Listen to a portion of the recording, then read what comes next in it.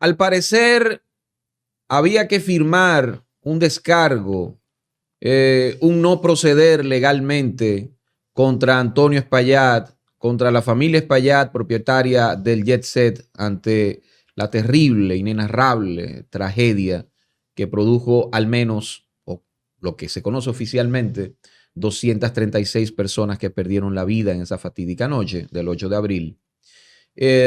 Pero al menos 2 personas se negaron y uno denunció claramente. Pero las cosas se han tornado muy interesantes, por así decirlo, en las últimas horas.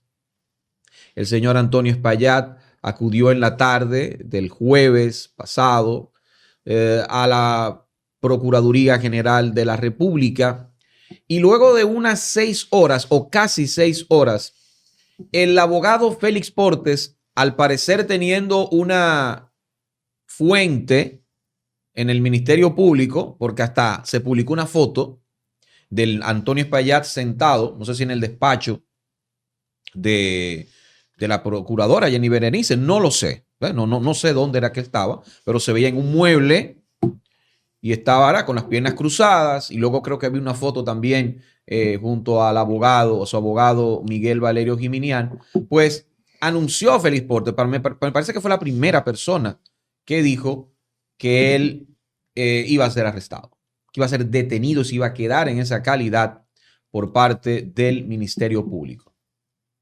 Los medios de comunicación presurosos, ¿no?, ya estaban ahí apostados, pero la batería, ¿no?, de cobertura se multiplicó, se intensificó y todo giró en torno al arresto del señor Antonio Espaillat y también de su hermana,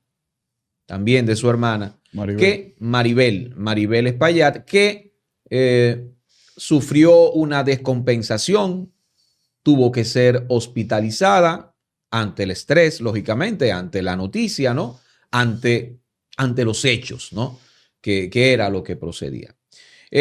Luego de varias horas de expectación ante, ¿verdad?, esperando en los medios, ¿no?, el momento en que él iba a salir, equipos apostados, que si en la Procuraduría General de la República, que si en la Fiscalía del Distrito Nacional. Bueno, pues el hombre a eso, casi al filo de las 10 de la noche, o por ahí, ya fue entonces trasladado al Palacio de Justicia, donde ahí lo vimos cómo salió, ¿no?, esposado, en una violación del protocolo, no tenía casco, sabrá Dios por qué, no se sabe, pero no tenía casco, y fue entonces ahí conducido en esa detención que es preventiva. Lo que procede ahora es aplicar, ¿no?, medida de coerción, y ya sabemos cómo van las cosas. Esto no es garantía, señores, bajo ningún concepto, de que vaya a hacerse justicia. Ya tenemos precedentes. Los precedentes ya sobran. Y quizás, Maracayo, ya ni alcanzan con los dedos de la mano decirlo, porque ahí están los sometidos del gobierno de Danilo Medina. ¿Qué ha pasado con esos? ¿Qué ha pasado con ellos? ¿Ocurrió algo? No. Lo único seguro que tenemos de esos casos es que el Ministerio Público no ha procedido de la forma correcta, o no ha aportado pruebas suficientes, o ha sobreabultado, ha sobrecargado muchos de esos expedientes, como en el caso Medusa de Yana Lain Rodríguez. Que, por cierto, Yana Lain fue variada su medida de coerción, y sabrá Dios por qué. Cuidado si Yana Lain sabe cosas. Recuerden que tenía todo un equipo de espionaje montado, Maracayo, y hay información que vale dinero. Cuidado si al final dijeron, vamos a sacar a Yana Lain. Pero bueno, también noticia, y fue como una serie de eventos que invitan a pensar, invitan al análisis, que tan pronto se conoce la noticia de que un empleado del Jet Set, que se decía que era el encargado de las mesas de las reservaciones, Gregory Adames, un joven que tenía experiencia en esto, porque según me han contado, y gracias a la gente que conoce a uno y que te identifica, gente con la que tú trabajas, gente que te da información, me han dicho que él trabajaba en Platinum, en aquella discoteca Platinum que fue competencia de Jet Set un tiempo y que hubo una guerra fuerte, lo recuerdo perfectamente. En los eventos de los lunes, que competían directamente con Antonio Espaillat y su discoteca Jet Set, encabezados en la animación y esos eventos por Michael Miguel Holguín, por Bebeto, Alberto Bernabé, que en ese entonces estaban juntos ahí en el programa de Extremo a Extremo de Telemicro. Era una competencia feroz la que tenían con las discotecas, y el señor Gregory Adames era ese armador, digamos el asistente, el que armaba las reservaciones, que trabajaba muchas veces directamente con los clientes VIP, con las personalidades que iban, y hacía lo propio en Jet Set. Tenía unos 6, 7 años trabajando en Jet Set, un hombre que el hombre sabe de su oficio. ¿Lo de Platino en qué año era eso? Platinum, estamos hablando 2009, 2010. Sí. Platinum luego cerró sus puertas, no recuerdo en qué año. ¿Dónde estaba eso? Y yo no sé si Platinum estaba por los predios de la... Bueno, en el Malecón. ¿Sabes que en el Malecón estaba, en la George Washington, había como un casino? Estaba parte de atrás. Yo no recuerdo bien. Pero era por ahí, okay. Y no sé si era cerca de la zona universitaria, ¿eh? Me parece que era por ahí. No recuerdo de verdad bien si era por la Independencia. Ahora, la gente que nos ayude ahí. No recuerdo dónde estaba Platinum exactamente. Sí, era por la Independencia. Sí, yo sé que estaba por ahí, que había un casino. Había un casino cerca, me parece. Pero bueno, el punto es que Gregory Adames ofreció una entrevista impactante de unos 22 minutos, sí, muy sentida, donde él estaba se notaba muy afectado. Y miren. Invita a que las personas vean esa entrevista en el canal donde está, que es muy importante. Que yo no recuerdo el canal porque es Sin Careta. Se llama Sin Careta TV. Sin Careta TV. Sin Careta TV. En Instagram está, yo creo. Yo lo vi en Instagram, ¿no? Es un canal de YouTube. Ah, bueno. Véanlo, un canal creo que nuevo. No tiene nada que ver con ningún empresario de la comunicación, con ningún medio tradicional. Ok, Sin Careta TV. Sí. Bueno, pues entonces le invitamos en Sin Careta TV. Yo sabía que era un medio nuevo, ¿no? Un medio reciente. Y véanlo ahí. Dura unos 22 minutos. Y óigame, señores, tú sientes de entrada cuando ves esas declaraciones que le está hablando con el corazón en la mano. Bueno, la gente que tiene la lágrima fácil, a ver eso, o sea... Mi hermano, a mí me conmovió mucho. Sí. A mí me hizo llorar, ¿eh? Lo tengo que reconocer. No, claro. Ese chico, miren, si lo que él está diciendo no es cierto, pues mejor actor per secula seculorum. No hay forma. Para mí no hay forma de que eso sea fingido. O sea, pareciera que dice la verdad. Hay cosas muy relevantes de las que él va declarando, de las que va narrando, y obviamente te da a entender que él conocía muy bien cómo operaba la familia Espaillat. Y sobre todo Antonio Espaillat, sobre todo con su negocio, con el Jet Set, que era lo que, ¿verdad? El contacto que tenía Gregory tenía que ver en lo atinente con el Jet Set. Dijo algo que llama la atención, porque que uno sepa, Antonio Espaillat no tiene un proceder, que uno sepa, digo, ¿verdad? Pues yo no puedo meter la mano en fuego por nadie, pero no tiene un proceder mafioso, ¿no?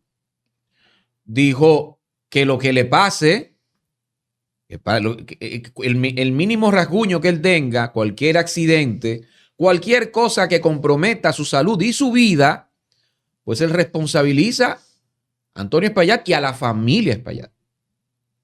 Así dijo él. Declaró que ha recibido amenazas. Declaró que ha recibido amenazas. Y esas son palabras mayores en caso de que se compruebe.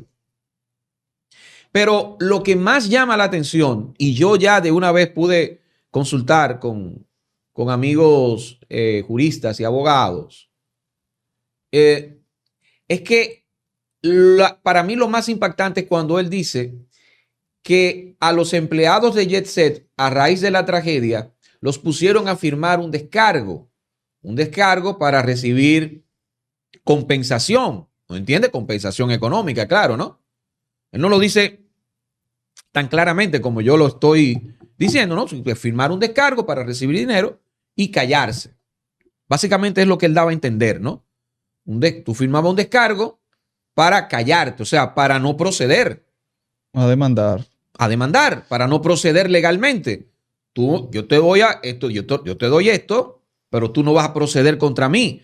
Que no es el proceso de te doy tus prestaciones y tú me firmas como recibida las prestaciones. Por ejemplo, no.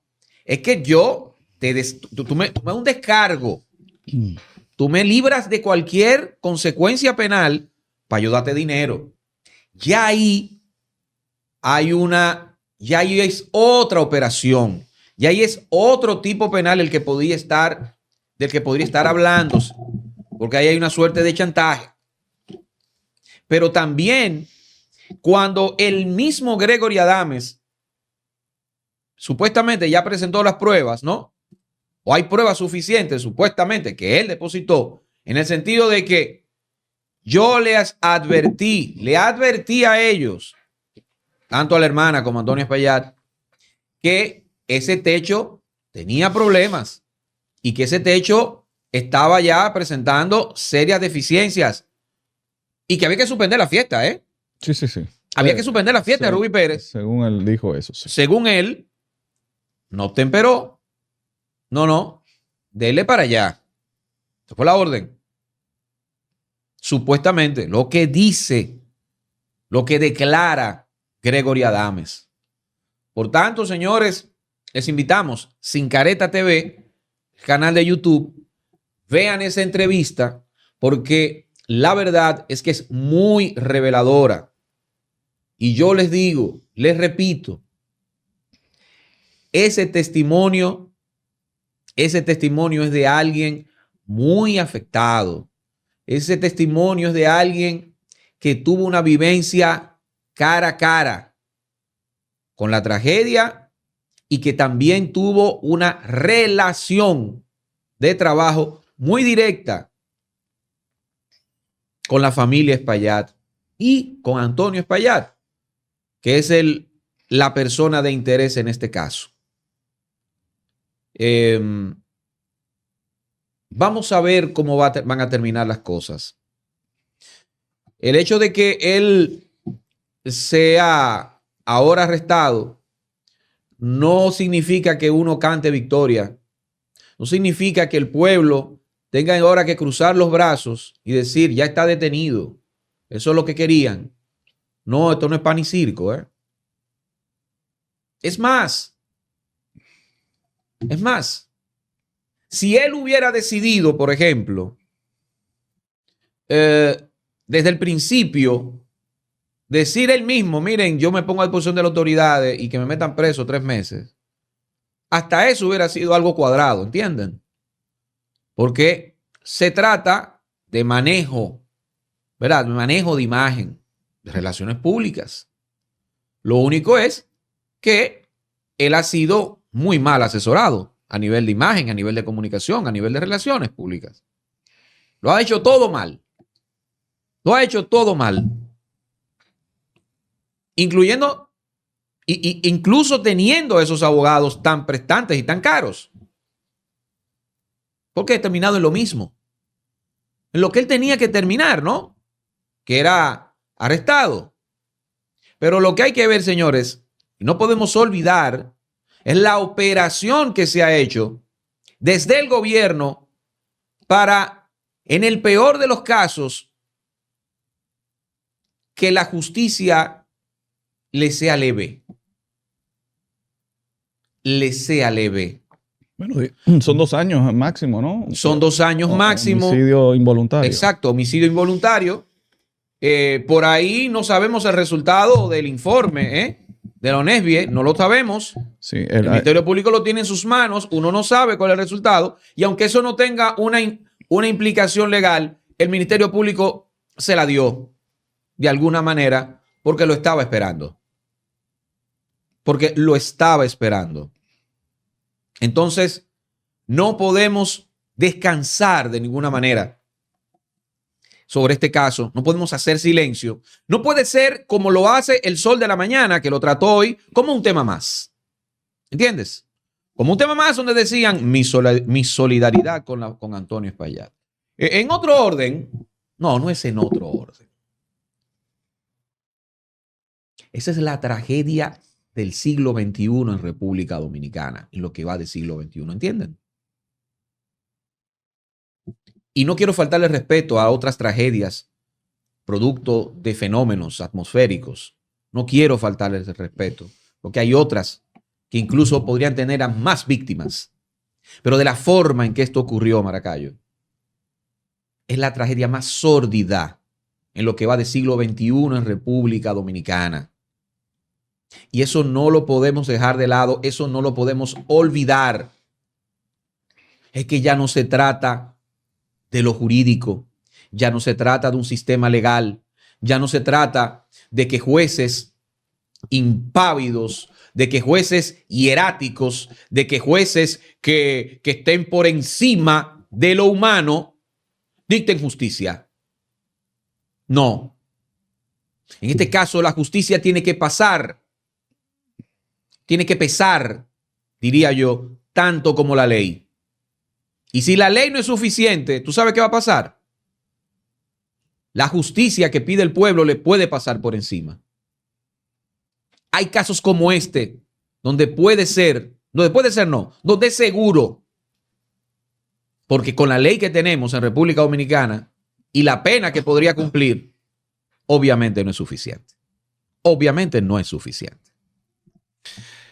Qué mal asesorado ha estado este señor Antonio Espaillat. Desde el primer momento ha estado pésimamente asesorado. Porque yo recuerdo esa madrugada, ¿no? Que nos levantamos con esa trágica noticia. Y uno obviamente incluyó dentro de las víctimas el señor Antonio Espaillat. Era una víctima más en ese momento de esta tragedia, ¿no? Este empresario que ve como el negocio de toda su vida, donde prácticamente creció con ese negocio, pues se convierte en un cementerio de todas estas personas. Y uno inmediatamente empezó a hacer empatía con este señor sin conocerlo, porque es la naturalidad humana, ¿no? Uno empezó a imaginar escenarios donde este señor, pues, el sufrimiento que debía tener en ese momento de perder a clientes por años, ¿no? Empleados de él allí, figuras, ¿no? Como Ruby Pérez, que decíamos, bueno, pero Antonio Espaillat debió tener una relación con Ruby Pérez mucho más que trascendía el hecho de contrato por una noche, ¿no? Y que eso lo corroboró la hija de Ruby Pérez. Dijo, sí, él tenía una relación de años con el señor Antonio Espaillat. Entonces, en ese momento, ¿verdad? Antonio Espaillat era una víctima más. Y eso, para mí, que estoy trabajando en los medios de comunicación desde hace bastante tiempo ya, y que a pesar de que el señor Antonio Espaillat es un hombre, es uno de los hombres que con ese poder, ¿verdad?, mediático que tiene, pues él mismo decidió mantenerse bajo perfil en todo este tiempo, ¿no? Es decir, entonces la gente, el gran público, pues no conoce a Antonio Espaillat, no lo tiene, o sea, usted lo buscaba en Google, aparecían muy pocas fotos. Nosotros, que sí, porque trabajamos en los medios, sí tenemos algunas referencias personales de Antonio Espaillat. Nosotros podíamos decir, no, es que Antonio Espaillat es un tipo, no es muy empático. Incluso podríamos especular, él es medio hasta clasista. ¿Por qué? Porque uno se maneja en el medio, uno conoce eso. Y aún así, cuando pasa esto, pues yo mismo lo incluyó como una víctima, ¿no? Entonces, ¿quién lo asesoró a ese señor para que se desapareciese así? Para que mostrase esa indiferencia. Primero, grabar un video, Actuado. por Actuadísimo. supuesto, un video actuado y que vemos ahora, después de la distancia, que lo que el hombre dijo ahí no se correspondía, no era nada honesto. Porque recuerden la posición que él dijo allí. Nosotros somos una familia de YC, pueden tener la seguridad que van a contar con nosotros, no lo vamos a dejar solo.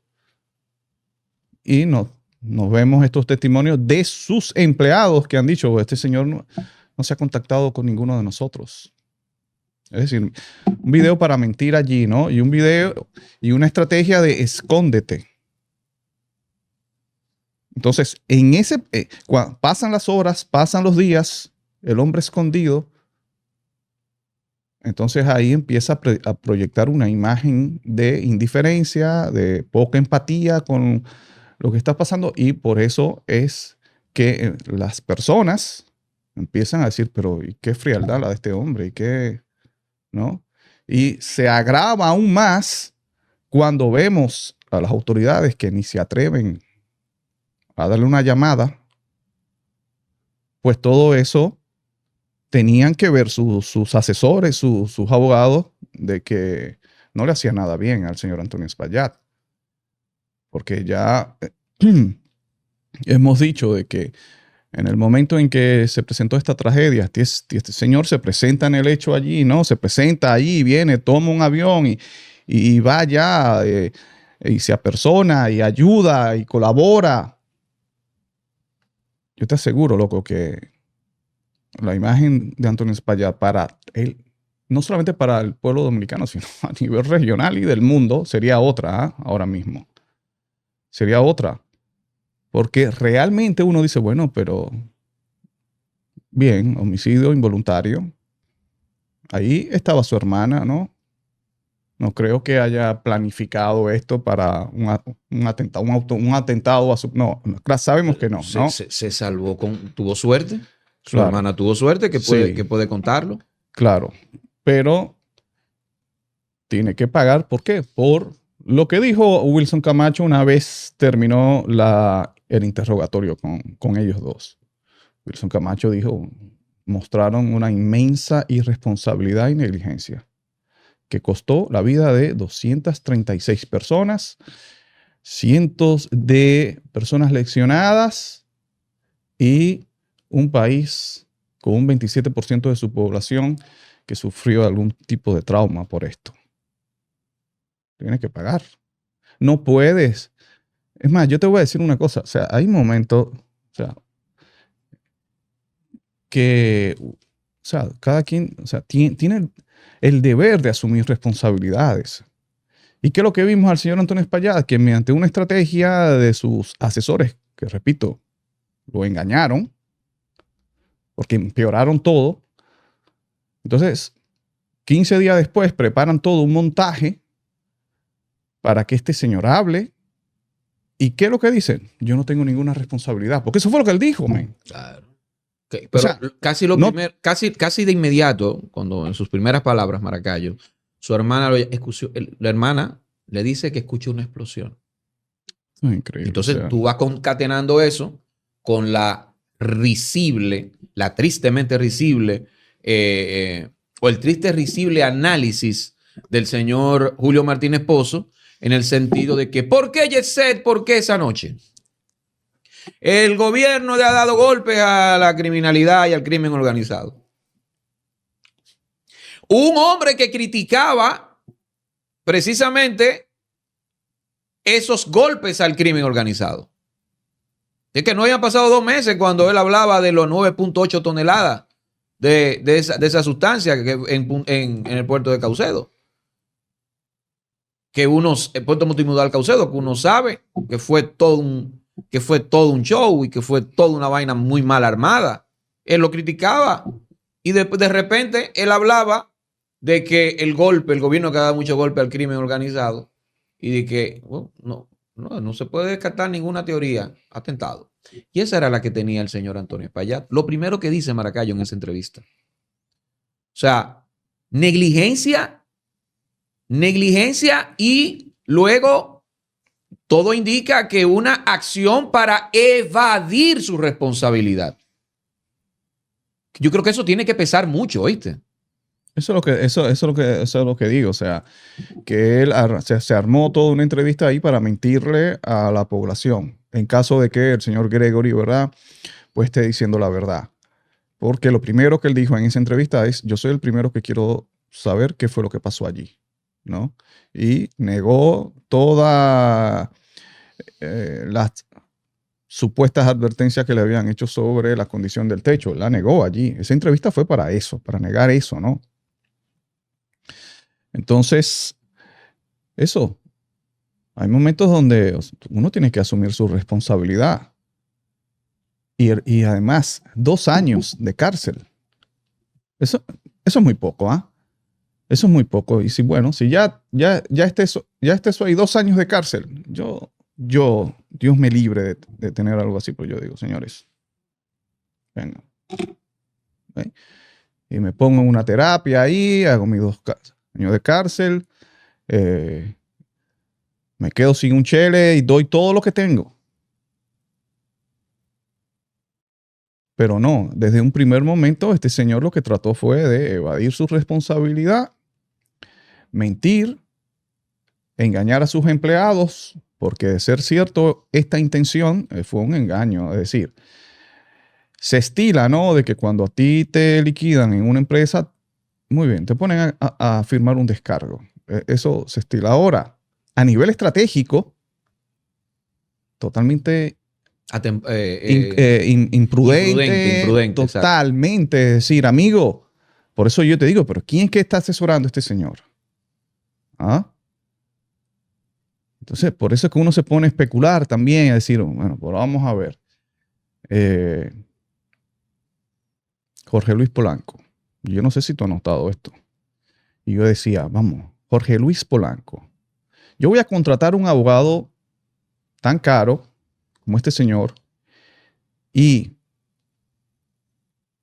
no solamente caro, sino que su valor subía aún más por el hecho de que todo lo que tenía que hacer Jorge Luis Polanco para poder defenderme, es decir, estaba hablando de que tenía que renunciar al Estado.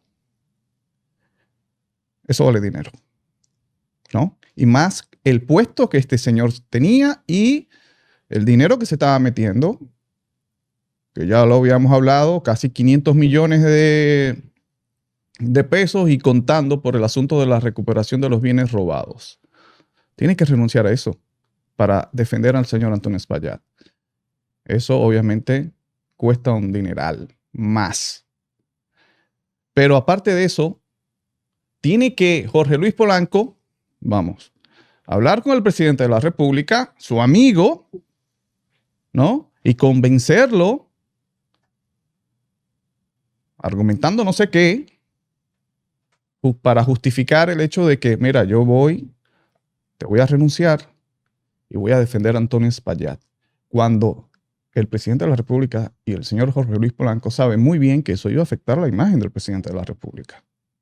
Inmediatamente se iba a crear la percepción de que había un contubernio, un encubrimiento en todo esto, una complicidad. Eso tenía que barajarse ahí en la mesa y tenía que discutirse con Luis Abinader. Eso también vale dinero. Eso vale mucho dinero. Sí, Antonio Espaillat, yo quiero a ese abogado. ¿Cuánto tú pides? Toma un cheque en blanco, pide lo que tú quieras. Ok, ya lo tienes. Y no lo puedes exhibir. No lo puedes exhibir. Los abogados caros se exhiben porque es parte de la estrategia. Yo tengo este abogado aquí. Este abogado es que va y me acompaña a la Procuraduría General de la República. ¿Qué es lo que pasa? Yo estoy aquí. Aquí está mi abogado, Jorge Luis Polanco, mandando un mensaje de poder. Es por eso que tú pagas un abogado caro. Jorge Luis Polanco no se ha dejado ver la cara. ¿Quién está con Antonio Espaillat? El señor Valerio. Eso me da a pensar a mí de que tal vez no fue una decisión de Antonio Espaillat de que sea Jorge Luis Polanco su abogado. Quizás no fue una decisión de él. Quizás hasta lo engañaron con eso. Mira, tranquilo, no te va a pasar nada. Es más, mira quién te vamos a poner aquí. Pero al final, ¿qué? Al final los políticos ven la cosa y dicen, bueno, no se pudo. Lo siento. El presidente de la República ni siquiera está en el país. Todo bien cuadrado, papá. Bien. Y yo lo que veo aquí es que Antonio Espaillá pudo haber sido engañado. Cuando viene a ver a Antonio Espaillá, ni sabía que iba a ser arrestado. Lo convencieron al momento de, bueno, vamos a tener que ir. Este señor ya, las pruebas de Gregory, tenemos que ir. Pero es una entrevista, ¿no? Para calmar un poco a la gente, ¿no? Que reclama eso, ni siquiera una entrevista, ni siquiera un interrogatorio. Y creo yo que el señor Espaillá ni sabía que iba a ser arrestado en ese momento. Y tú te das cuenta, la hermana, pues la hermana está hospitalizada, ¿no? Sí. Evidentemente, para Sí, mí no ella, lo sabía. ella no esperaba eso. Ella no esperaba que finalizara en ese estatus detenidos. Uh-huh. Ella no esperaba eso. Todo indica. Mira, hay algo que dice Gregory en la entrevista que vuelvo y les recomiendo. Vean esa entrevista. El canal se llama Sin Careta TV, un canal de YouTube. Es importante hacer esta comparación, este contraste, porque aquí se han dado dos entrevistas importantes en este caso. La entrevista de Antonio Espaillat, después de 15 días, donde él decidió hablar en el escenario que él escogió y con quién él escogió y para decir lo que él quiso decir allí, ¿no? Toda una producción bien preparada para decir una verdad, su verdad, con la intención de que el pueblo dominicano le creyese. Obviamente, esa entrevista pues tuvo muy poca credibilidad, ¿no? Por todo lo que comentamos. Entonces usted la compara para que vea esta entrevista de Gregory Adame, para que compare. Primero en un canal de YouTube nuevo, de un muchacho ahí que yo no sé quién es. Y en un escenario, una casa humilde, siéntate ahí, habla, di tu verdad, para que vean que lo importante no es la envoltura, no es la superproducción, que es un error de los asesores. Por eso digo, este señor, ¿quién carajo es que lo está asesorando? Gregory Adame se sienta ahí a decir su verdad, en una silla, 22 minutos a decir su verdad allí. Y yo estoy seguro que quien vea esa entrevista, pues la gran mayoría va a creer en lo que dijo, ¿no? Y él dice allí, lo que tú señalaste, dice, yo temo por mi vida. Presentó algunos escenarios posibles en los cuales podrían intentar hacerle daño. Y responsabilizó a la familia Espaillat. Entonces tú dices, wow, este muchacho que tiene 8 años conociendo a la familia Espaillat, trabajando de ahí con ellos, si él dice eso, ¿verdad? Porque ha visto alguna actitud, ¿no? Que podría llevar a algunos de ellos, de la familia Espaillat, a cometer un acto como ese, ¿no? Y en un momento también dice que él, pues, tenía una relación de afecto con Maribel Espaillat y que se sintió muy decepcionado cuando se dio cuenta de que eso, pues, era falso. Porque en el momento que pasa la tragedia, pues, esas personas, Maribel nunca se comunicó con él, ni nada. Supongo yo que parte también, hay dos cosas, o su naturalidad de los Espaillat es así, una empatía, una falta de empatía con el ser humano terrible, o vuelvo a los asesores que le hubieran dicho, no tengan contacto con ninguna de los empleados, con ninguna de las víctimas, ¿no? Porque él mismo, Gregory, se sorprende, este señor, yo tenía una relación de amistad, de afecto con esta señora, y pasa la tragedia y no recibo ni siquiera una llamada. Que era una de las mismas preguntas, de las mismas cuestionantes que se hacía la hija de Ruby Pérez, ¿no? Cuando decía, pero que Rubí, mi papá tenía un afecto por Antonio Espaillat y fíjate, murió ahí y no me ha llamado para darme pésame a mí ni a ninguno de mis familiares. No sé, ¿qué asesor? ¿Pero qué asesor, Dios mío? Una locura.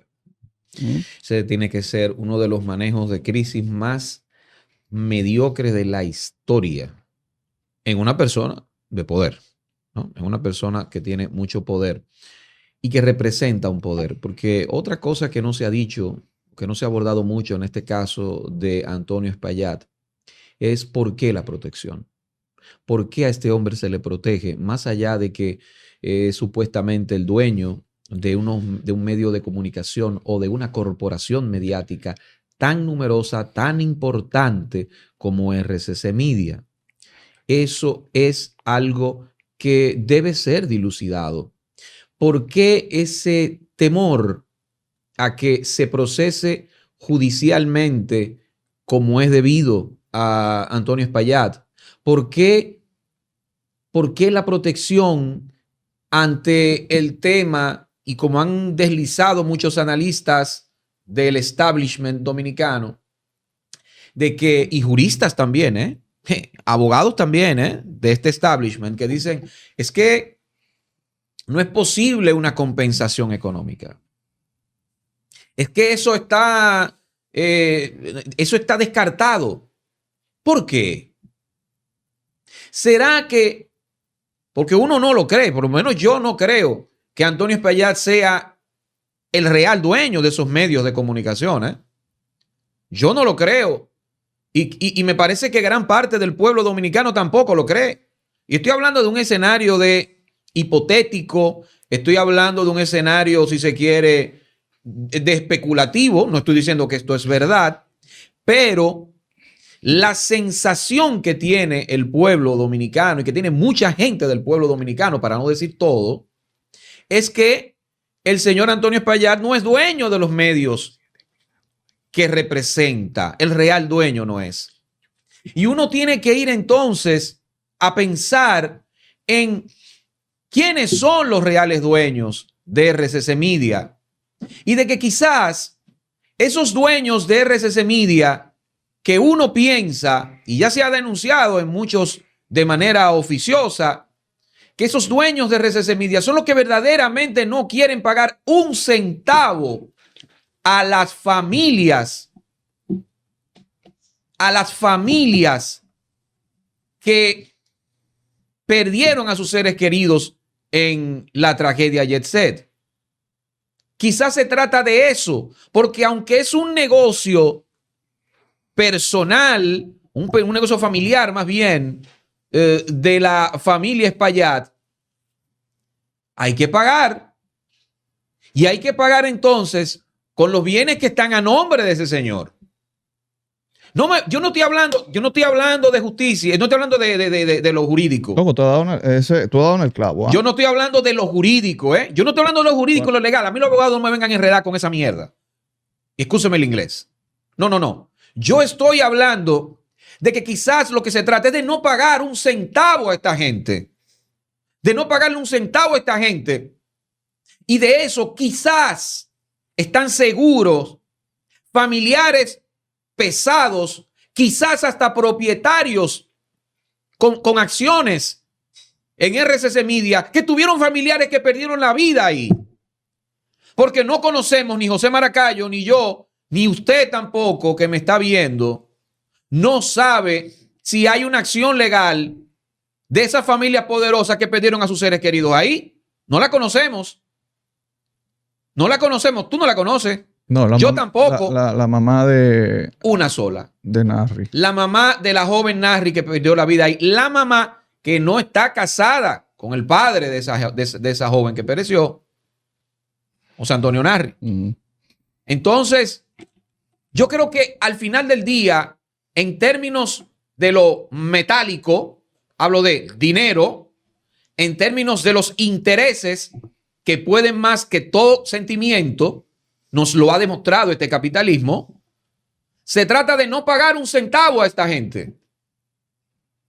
Y eso va más allá del sistema de justicia. Va más allá de lo establecido. Mire, mi hermano, cuando ocurren cosas así como lo que ocurrió en el Jet Set, no se trata de lo legal, señores, ya. Yo es lo que yo pienso, ¿eh? No se trata de lo legal. Un presidente que tenga sensibilidad social no le va a dar un tratamiento a ese tema de que la justicia se haga cargo. No le va a dar ese tratamiento. Un presidente que tenga sensibilidad social y más un presidente que sea el dueño de la nómina de un país. Óyeme, de la nómina de un país. Porque no se puede explicar el desarrollo de los empresarios en República Dominicana sin meternos la mano en nuestros bolsillos. Ninguno lo puede explicar. Ninguno puede explicar su crecimiento. Y ahí están las pruebas. Cada familia que ha tenido más o menos acercamiento con uno de los presidentes crece económicamente. En 4 años creció fulano y su cadena de supermercado. En 4 años creció fulana y su industria alimenticia y de todo tipo en República Dominicana. En 4 años creció fulano que es banquero. En 4 años creció fulano que tiene hasta dealer. Ustedes saben bien de lo que yo estoy hablando. Al final del día se trata de eso. De que ustedes no quieren pagarle a esas familias y que están asegurando su cuarto. Porque nadie en su sano juicio cree que Antonio Espaillat sea el real dueño de RCC Media. No hay forma de construirle un American Dream, un Dominican Dream ahí. Ajá, puso su cuarto a los 30 y pico de años. No hay forma. En 2003. Era un niño. Era un niño. 2003, 2004, qué sé yo, cuando quiebra Van Inter. Sí. Ustedes saben de lo que estamos hablando, señores. De eso es que se trata. Eso podía explicar el hecho de que pusiesen a los empleados a firmarse descargo.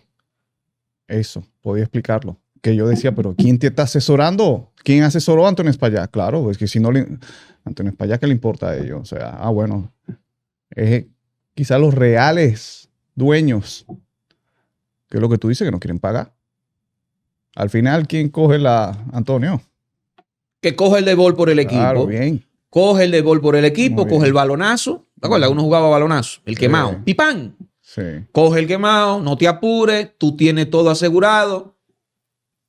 Investigación de un ciudadano libre de toda sospecha. Siempre me remito a esa obra maestra de Elio Petri del año 1970, de un ciudadano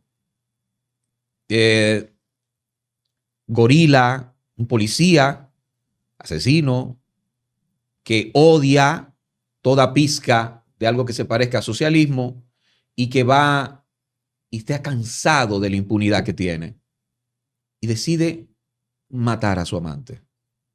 Decide matar a su amante, pero él decide dejar todo rastro que lo implique. Y está cansado. Esta es una suerte de crisis donde quizás la culpa le ha sobrepasado y tiene un arranque de, ya no solo, no es de tristeza, es como de, wow, estoy cansado de tanta impunidad.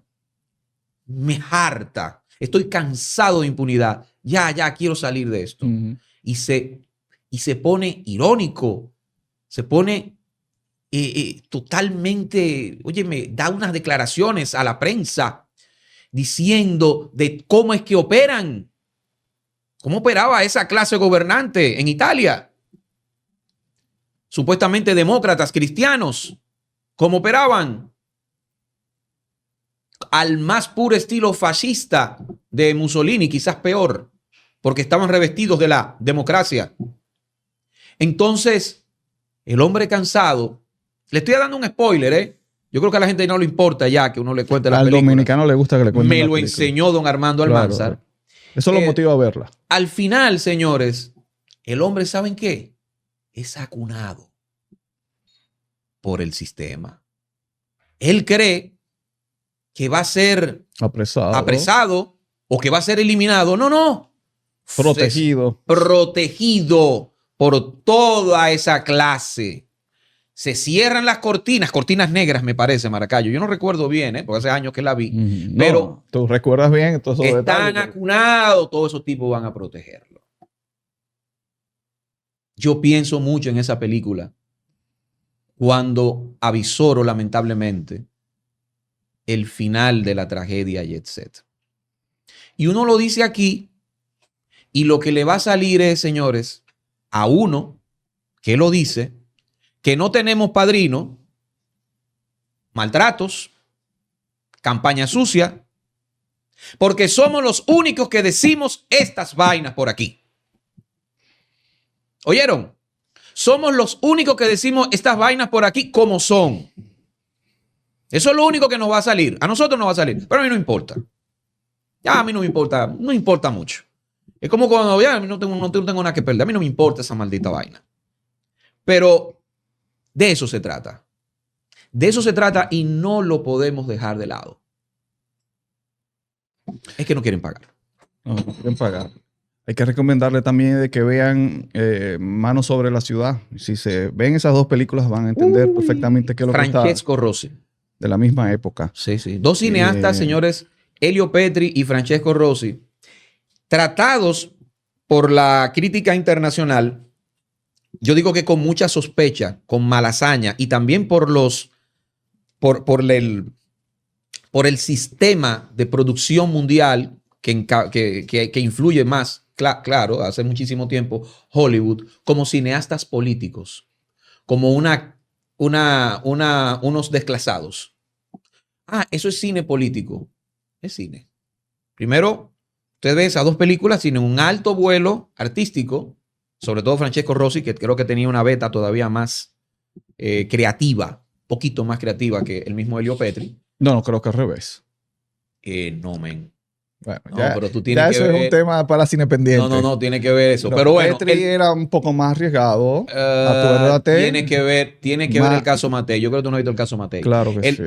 Bueno, ver el caso Matei, hermano. Petri era más, se arriesgaba más. Salvatore Giuliani. Bueno, tú tienes que, bueno, pues entonces por lo menos caco con caco al final del Petri día. era un espíritu joven, loco. Hasta en la música ¿Y Rossi? Rossi era más sobrio.